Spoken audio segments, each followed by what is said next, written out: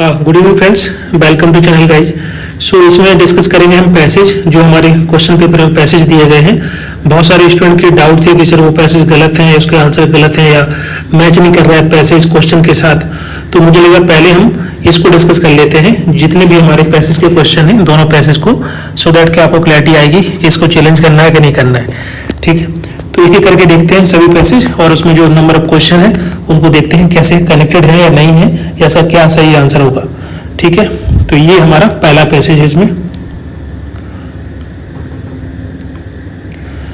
इसमें लिखा है कि बेसिकली जो है ये एनजीओ को लेकर के है। अगर हम बात करें इस पैसेज की समरी की मैं आपको बताऊं तो इसमें लिखा हुआ है बेसिकली कि किस प्रकार से जो महिलाओं के लिए एसएचजी ग्रुप बनाए गए उसकी हिस्ट्री को लेकर के, उसका विकास कैसे हुआ, उसका डेवलपमेंट कैसे हुआ इंडिया के अंदर, और ये इस प्रकार के जो ग्रुप बनाए गए ओवर द पीरियड टाइम कितने इवॉल्व हुए, और एसएचजी ग्रुप का ओरिजिन कहाँ है। 1917 1980 के आसपास जब बहुत सारे एनजीओ स्थापित किए गए, जैसे सेवा है, अन्नपूर्णा महिला मंडल है, ये सभी के सभी एनजीओ बनाए गए specially in the rural village.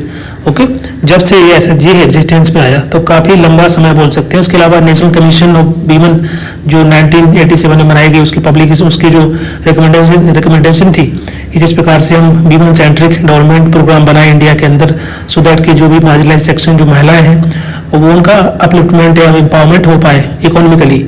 ठीक है, उसके लिए मतलब काइंड ऑफ जेंडर इक्वालिटी को प्रमोट करना, सेल्फ हेल्प या महिलाओं को टारगेट करते हुए उनकी आर्थिक स्थिति को बेहतर करने के लिए ये जो है इस प्रकार के एनजीओ बनाए गए। ठीक है, तो ये बोल सकते हैं कि बहुत सारे ऐसे एनजीओ थे जिन्होंने इंडिया के अंदर महिलाओं की स्थिति को बेहतर करने के लिए इस प्रकार के एनजीओ बनाए, जिन्होंने बहुत सारे एसएचजी वर्कर क्रिएट किया, एसएचजी ग्रुप बनाए। तो कोई एसएचजी ग्रुप का मतलब होता है कि समूह 8-10 महिलाओं का समूह जो कुछ काम करते हैं।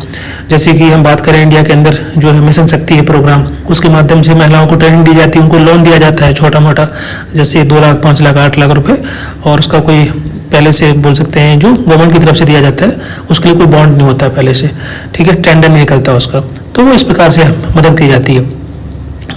तो ये बेसिकली एनजीओ के बारे में है कि जो एसएचजी ग्रुप से बनाए गए इंडिया के अंदर किस प्रकार से डेवलपमेंट हुआ, उस कॉन्टेक्स्ट में दिया गया है। अब क्वेश्चन देखते हैं क्या है।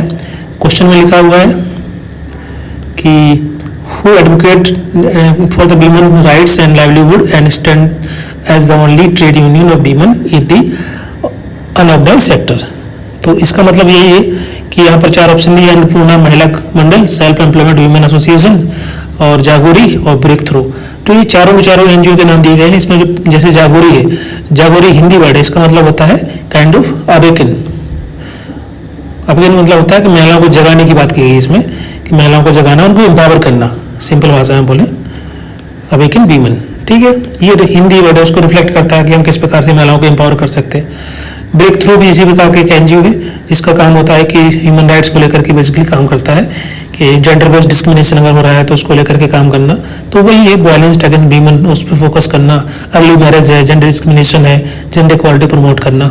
तो ये भी इससे रिलेटेड नहीं, क्योंकि आप बात कर रहे हैं लाइवलीहुड की। ठीक है, तो ये दोनों नहीं है। अन्नपूर्णा महिला मंडल भी नहीं है, ये भी एक काइंड ऑफ ऑर्गेनाइजेशन है, बोल सकते हैं। इसका काम होता है कि माइक्रो एंटरप्रेन्योरशिप, माइक्रो फाइनेंसिंग देना महिलाओं को स्मॉल बिजनेस के लिए। ठीक है, जैसे फूड है, कैटरिंग है, उसके लिए है। और जो सेकंड ऑप्शन है वो करेक्ट हो जाएगा, ये काइंड ऑफ ट्रेड यूनियन है। ठीक है, इसको इला भट्ट के द्वारा बनाया गया था 1972 में। तो ये राइट आंसर सेकंड है। अब ये आंसर इसमें यही लिखा है। देखो अब इसमें प्रॉब्लम क्या है कि ऐसा डिटेल में इस पैसेज के अंदर कहीं लिखा नहीं है, जैसे कि इन्होंने पूछ लिया है ना, इसी वजह से प्रॉब्लम हो रहा है। इसमें थोड़ा सा पता रहना चाहिए, तभी आप सही आंसर लगा सकते हैं। तो यही दिक्कत है, इसमें कनेक्ट नहीं है, जो क्वेश्चन है वो डायरेक्टली कनेक्टेड नहीं है हमारे पैसेज से, लेकिन आंसर इसका सेकंड होगा, तो चैलेंज नहीं हो पाएगा इसमें। ठीक है, नेक्स्ट है इसमें which of the following address high level of poverty through innovative approaches. Green fish, Grameen bank, United Nation population fund. ये ग्रामीण बैंक लिखा है, इसमें मार्क कर दिया मैंने, शायद दिख नहीं रहा होगा, ग्रामीण बैंक। नेक्स्ट है ब्रिक नेशन कोलिजन। ठीक है, तो इसमें राइट आंसर सेकंड ही होगा, जो यहाँ पर ऑलरेडी लगा हुआ है।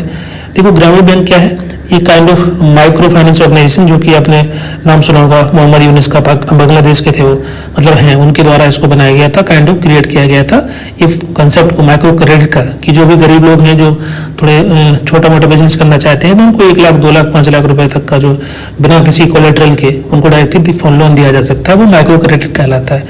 आई थिंक अभी प्रेजेंट टाइम में जो है बांग्लादेश में वही जो है इंटरिम प्राइम मिनिस्टर या ऐसे कुछ प्रेसिडेंट है something, if I am not wrong, right, Mohammad Yunus. तो इसका राइट आंसर सेकंड होगा ग्रामीण। बाकी ग्रीन पीस नहीं होगा क्योंकि ये तो बाकी जो इशू होते हैं, इन्वॉल्व इशू होते हैं, उसको लेकर के काम करता है। और ब्रिक नेशन कोलिजन में नहीं है, तो काइंड ऑफ तीन ब्राजील, रशिया, इंडिया, चाइना का एक काइंड ऑफ एक नेटवर्क है जो कि इकोनॉमिक और जियो पॉलिटिकल इशू को लेकर काम करता है। और इसी प्रकार से सेकंड वाला करेक्ट हो जाएगा। Next question, question number 143। 143 में लिख रहा है कि क्या लिखा है इसमें, Shram Shakti reported focus on women in the formal sector. यहाँ पर बात नहीं की, फॉर्मल की नहीं बात की गई। सेकंड इसमें बीमन इन दी यूनिवर्सिटी, यहाँ पर इसकी भी चर्चा नहीं की गई पैसेज के अंदर, स्पोर्ट्स भी नहीं है। तो self employed बीमन in the informal sector, इसी की बात की गई है, तो सेकंड वाला करेक्ट होगा। इसको चैलेंज नहीं कर सकते आप, ठीक है। Although these are question is not connected directly with the passage, but हाँ थोड़ा बोल सकते हैं कि डिफिकल्ट लेवल क्वेश्चन आ गया है क्योंकि कनेक्टेड नहीं है डायरेक्टली, कोई लाइन नहीं है जिसको आप देख करके मार्क कर सकते हो, है ना। Next question, which of the following statement best describe women in the unorganised sector.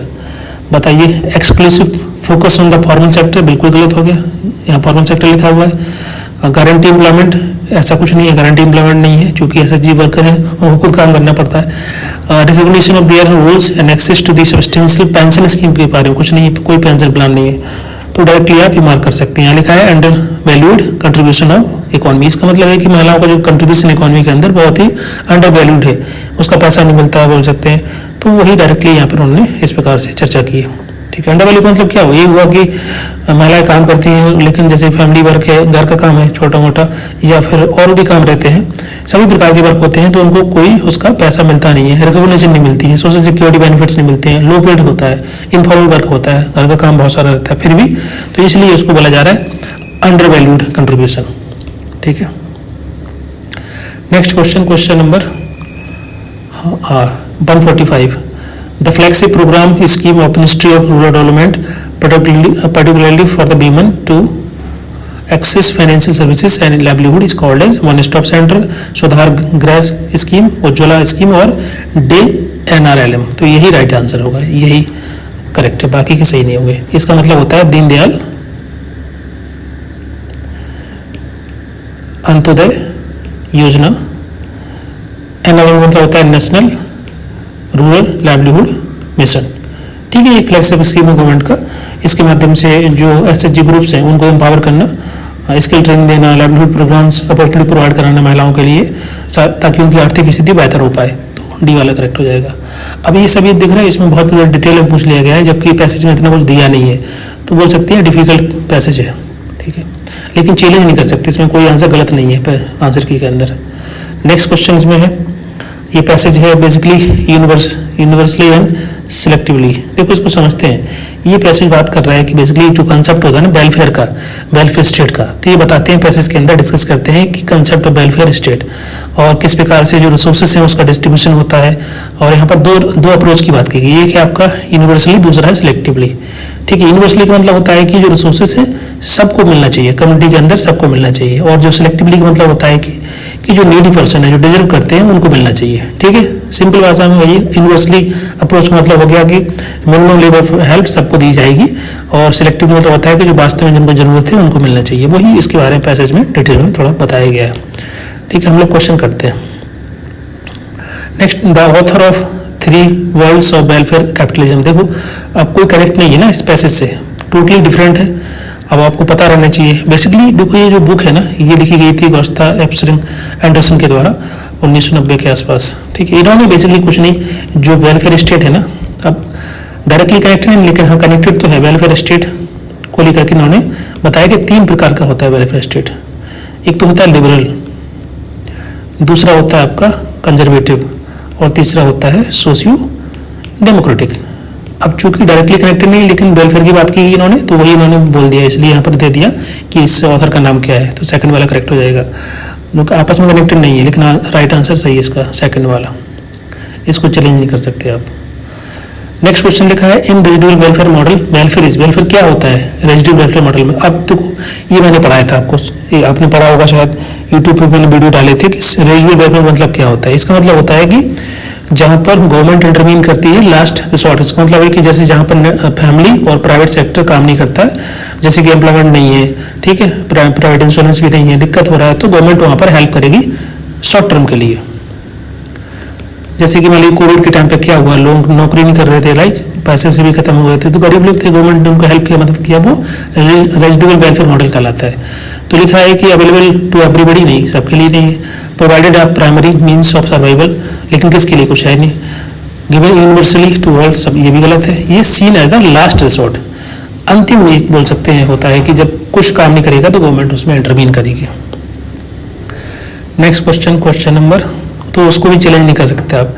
48 progressive taxation का मतलब क्या होता है, ये भी अच्छा क्वेश्चन है, ये भी आपको पता रहना चाहिए, ठीक है। प्रोग्रेसिव मतलब होता है कि जहां पर अगर किसी की इनकम बढ़ती है तो उस पर टैक्स भी ज़्यादा लगेगा, सिंपल भाषा में ये। जैसे मान लीजिए किसी की सैलरी 50,000 है, ठीक है, उस पर मान लीजिए 15% टैक्स है, किसी की अगर 1 लाख है तो उस पर 20% है, किसी की 2 लाख सैलरी है उस पर 30% है, तो ये प्रोग्रेसिव टैक्सेशन कहलाता है। मतलब जिसके पास ज़्यादा अर्निंग है, ज़्यादा इनकम है, तो उस पर टैक्स ज़्यादा लगेगा, सो दैट गवर्नमेंट उस पैसे का यूज करके जो इंडिविजुअल पर्सन है, जो कि गरीब हैं, उनको वेलफेयर स्कीम्स बनाती है, उनको उस पैसे का यूटिलाइज कर सकती है मार्जिनलाइज बोल सकते हैं सेक्शन के लिए, तो उसको बोलते हैं प्रोग्रेसिव टैक्सेशन। अब ये इसमें डायरेक्टली लिखा नहीं है, लेकिन आपको पता रहना चाहिए, तो वैसे पता होगा, हमने पढ़ाया था सोशल पॉलिसी के अंदर, ठीक है। उस जो वेल्थ क्रिएट होगी उससे उसका रीडिस्ट्रीब्यूशन किया जाएगा, ठीक है, सो दैट की जो वेलफेयर स्कीम्स होती हैं लोअर सेक्शन के लिए, गरीब लोगों के लिए, उनको बेनिफिट मिलेगा। तो अब इसमें लिखा है कि a tax system where tax rate decrease as the taxable amount increase, गलत लिखा है। अगर टैक्स का इनकम, जैसे इनकम बढ़ेगी तो टैक्स का अमाउंट बढ़ेगा, दोनों प्रोपोर्शन, तो ये गलत लिखा है। दूसरा लिखा है tax system where only the business are taxed, ऐसा नहीं है, सभी लोग जो है टैक्सेशन में आते हैं, चाहे बिजनेस हो, चाहे रोजगार हो, चाहे सरकारी नौकरी हो, प्राइवेट नौकरी हो। टैक्सेशन सिस्टम वेयर एवरीवन पे the same amount, same tax नहीं होगा, अलग अलग होता है ना। तीसरा लिखा है कि tax system in which the tax rate increase as the taxable amount is increase, बिल्कुल टैक्स रेट बढ़ेगा अगर टैक्स, जैसे कि अमाउंट बढ़ता है, सैलरी आपकी बढ़ेगी तो टैक्स ज़्यादा देना पड़ेगा, आप उस स्लैब में आएंगे, ठीक है। तो अभी आंसर करेक्ट है, उसको चैलेंज नहीं कर सकते। Question number 149, which of the following country is not the best example of institutional redistribution model of welfare, कौन सा। देखो इसमें 4 ऑप्शन दिए हैं, ऑल दो यूएसए भी है, लेकिन when we compare with these 3 country ना, तो उसमें यूएसए आपका पार हो जाएगा, ओके। क्योंकि जो प्रोग्रेसिव टैक्सेशन है बाकी कंट्री में भी है, इसमें भी है, लेकिन बाकी जो आपकी जैसे कि नॉर्वे है और ये स्वीडन है या फिनलैंड है, जो भी नॉर्डिक कंट्री है आपकी, वहाँ पर बहुत हैवी टैक्स लगता है, इवन 40%, 50%, 60%, लेकिन वो लोग फिर बेनिफिट देते हैं ना उस टाइप के, शिक्षा फ्री रहती है, एजुकेशन फ्री है, यूनिवर्सल हेल्थ केयर फैसिलिटी रहती है, हायर एजुकेशन भी फ्री रहती है, चाइल्ड केयर फ्री होता है, वेलफेयर फैसिलिटी मिलती है, तो वो आपका आता है। तो इसमें लिखा है कि कौन सी country is not the best example of institutional redistribution model, USA, बाकी तो है तीनों, तो यूएसए ये करेक्ट है। अब चूंकि ये कनेक्टेड नहीं है, हमारे ये जो पैसेज दिया है ना, इसमें कनेक्टेड नहीं, लेकिन अगर आपको ज्ञान है, थोड़ा बहुत पता है या नहीं पता है, तो आप तुक्का मार सकते हैं या बेसिक।